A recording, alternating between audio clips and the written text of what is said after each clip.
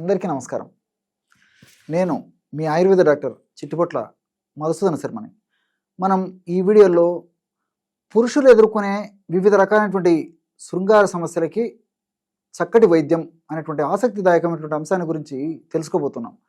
ఈ రోజుల్లో వ్యాధులు అనేవి సర్వసాధారణంగా చిన్న వయసు నుంచే రావడం అందరికీ తెలుసు.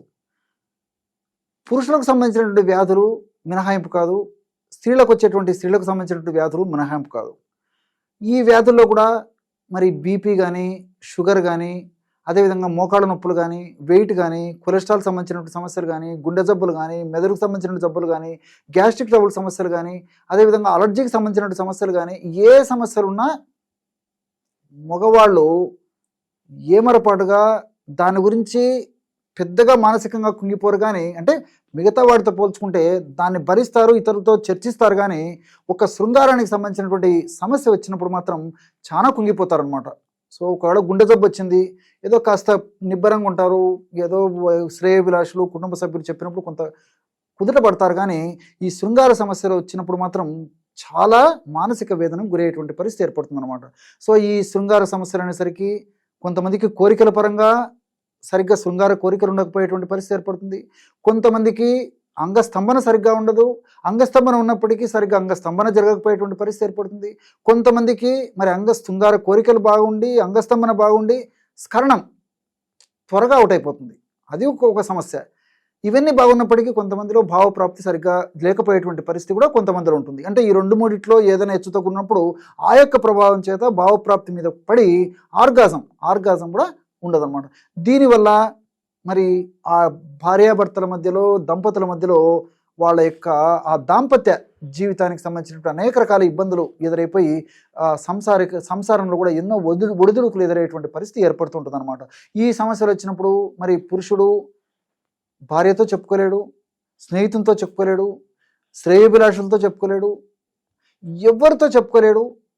కనీసము చిట్ట చివరకు కొంతమంది అయితే పురుషులు మరి డాక్టర్లతో కూడా చెప్పుకోలేక మానసికంగా కుంగిపోయేటువంటి పరిస్థితి ఏర్పడి ఈ యొక్క ప్రభావం చేత మరి శారీరక ఆరోగ్యం కూడా దెబ్బతినేటువంటి పరిస్థితి ఏర్పడుతూ ఉంటుందన్నమాట. మరి వీటన్నిటినీ చెక్కుపెట్టేందుకు ప్రకృతిలో అనేక రకాలైనటువంటి ఔషధాలు, కోకలలు, వీటిపైన సదవగాహన కలిగి ఉండి, చక్కటి స్పృహ కలిగి ఉండి, ఆరోగ్య స్పృహను పెంపొందించుకొని వీటిని పద్ధతి ప్రకారము ఉపయోగించుకున్నట్లయితే మరి ఈ యొక్క సమస్యలన్నీ కూడా తొలగిపోయి చక్కటి దాంపత్యం వాళ్ళ సొంతం అవుతుంది.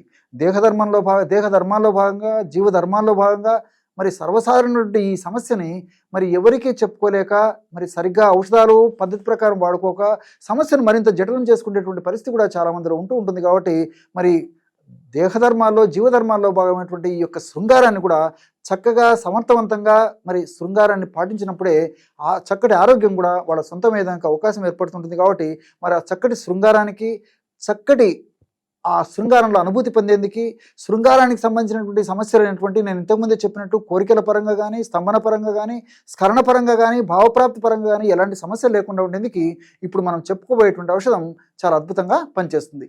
ఎలాంటి ఔషధం వాడుకోవాలంటే కేవలము 3 పదార్థాలతో ఔషధాన్ని తయారు చేసుకుని వాడుకోవచ్చు. ఎలాంటి పదార్థాలంటే ఉసిరిక చూర్ణము ఒక 50 గ్రాములు తీసుకోండి.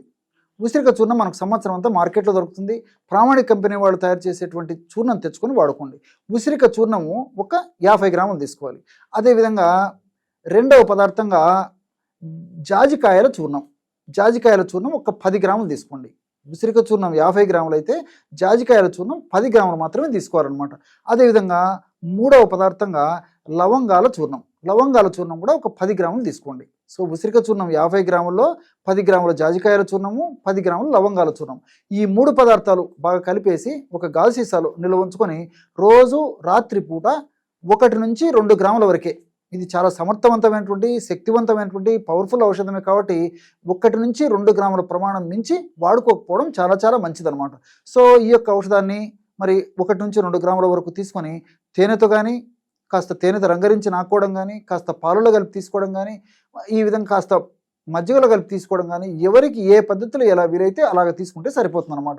మరీ సమస్య ఎక్కువగా ఉన్నటువంటి వాళ్ళైతే ఇదే యొక్క ఔషధాన్ని కొన్నాళ్ల పాటు ఉదయం ఒకసారి, రాత్రి ఒకసారి, 2 పూటలా కొన్నాళ్ల పాటు తీసుకొని, అంటే ఒక 15 రోజులు కానీ 20 రోజులు కానీ కొన్నాళ్ల పాటు తీసుకొని తర్వాత కేవలం రాత్రిపూట తీసుకుంటే సరిపోతుంది.